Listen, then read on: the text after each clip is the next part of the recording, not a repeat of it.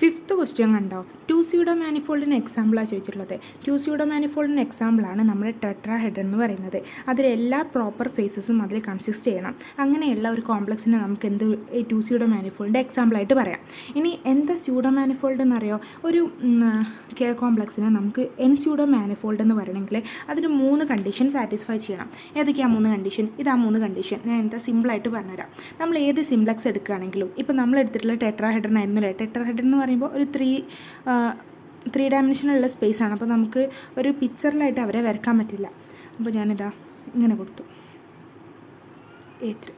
ഇത് ഈ പേപ്പറിൻ്റെ മുകളിലേക്കുള്ള കേട്ടോ ഈ A3 എന്ന് പറയുന്ന പോയിൻ്റ്. ഇതിൽ ഫസ്റ്റത്തെ കണ്ടീഷൻ എന്ന് പറയുന്നത് നമ്മൾ ഒരു സിംപ്ലക്സ് കെ എടുക്കുകയാണെങ്കിൽ അത് ഈ എൻ സിംപ്ലക്സിൻ്റെ ഫേസ് ആയിരിക്കണം. ഇപ്പോൾ ഇവിടെയുള്ള സിംപ്ലക്സുകൾ ഏതൊക്കെയാണ്? ഇവിടെ എന്ന് പറഞ്ഞാൽ 1 സിംപ്ലക്സ് ഉണ്ട്, ഇവിടെ 2 സിംപ്ലക്സ് ഉണ്ട്, പിന്നെ 3 സിംപ്ലക്സ് ആയിട്ടുള്ള ട്രയാങ്കിൾ ഉണ്ട്. ഇതിലേത് സിംപ്ലക്സ് എടുക്കുകയാണെന്നുണ്ടെങ്കിലും ഇതൊരു 2 സിംപ്ലക്സിൻ്റെ ഫേസ് ആയിട്ട് വരിക. ഇപ്പോൾ നിങ്ങൾ ഏത് പോയിൻ്റ് എടുത്തു കഴിഞ്ഞാലും നമ്മളിവിടെ 2 സ്യൂഡോ മാനിഫോൾഡാണ് എടുക്കുന്നത്. അപ്പോൾ ഇവിടെ എന്നിൻ്റെ വാല്യൂ എന്താ? 2 ആണ്. അപ്പോൾ ഇതിലെ ഏത് സിംപ്ലക്സ് എടുക്കുകയാണെങ്കിലും അത് നമ്മുടെ 2 സിംപ്ലക്സിൻ്റെ ഒരു ഫേസ് ആവുക എന്ന് വെച്ചാൽ നമ്മുടെ ട്രയാങ്കിളിൻ്റെ ഒരു ഫേസ് ആയിരിക്കണം. അതാണ് ഫസ്റ്റത്തെ കണ്ടീഷൻ പറയുന്നത്. ഇനി രണ്ടാമത്തെ കണ്ടീഷൻ പറയുന്നത് എന്താ അറിയോ? നമ്മൾ ഏതൊരു n-1 സിംപ്ലക്സ് എടുക്കുക. n-1 സിംപ്ലക്സ് എന്ന് പറയുമ്പോൾ 1 സിംപ്ലക്സ് എടുക്കുക. ഞാനിത് മാറിയില്ല, ഇത് 0 സിംപ്ലക്സ്, ഇത് 1 സിംപ്ലക്സ്, ഇത് 2 സിംപ്ലക്സ്. ഇനി ഏതൊരു n-1 സിംപ്ലക്സ്, n-1 സിംപ്ലക്സ് എന്ന് പറയുമ്പോൾ ലൈൻ, ഏതൊരു ലൈൻ എടുത്ത് കഴിയുകയാണെങ്കിലും അത് എക്സാക്ട്ലി 2 n സിംപ്ലക്സിൻ്റെ ഫേസ് ആയിട്ട് വരിക.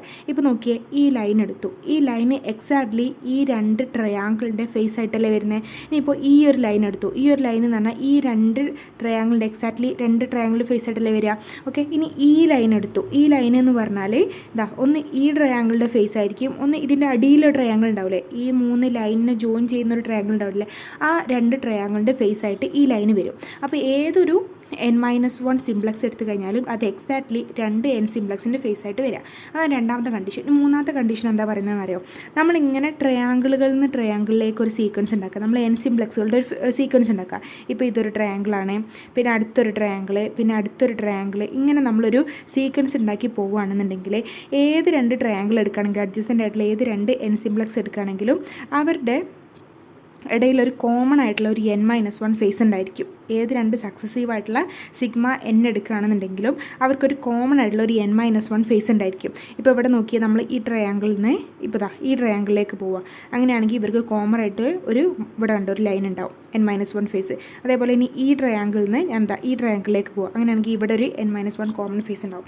ഇതാണ് നമ്മളുടെ n സ്യൂഡോ മാനിഫോൾഡ് ആവാനുള്ള 3 കണ്ടീഷൻ എന്ന് പറയുന്നത്. അങ്ങനെയുള്ള കണ്ടീഷൻ സാറ്റിസ്ഫൈ ചെയ്യുന്നതാണ് നമ്മുടെ ടെട്രാഹെഡ്രൺ. ഈ ടെട്രാഹെഡ്രൺ നമുക്ക് 2 സ്യൂഡോ മാനിഫോൾഡിന് ഒരു എക്സാമ്പിളാണ്.